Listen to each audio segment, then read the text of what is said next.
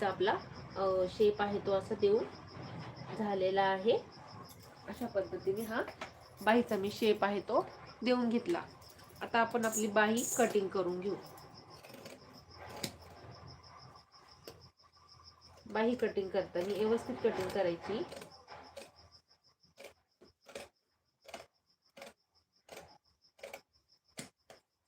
इथं जे आहे ना असा मध्य टक्स मारून घ्यायचा.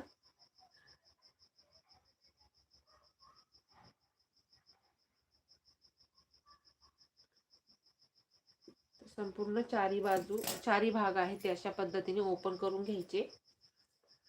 आणि मग ही बाहीला एक साईडनी थोडीशी खोल कटिंग आहे ना ती व्यवस्थित करून घ्यायची.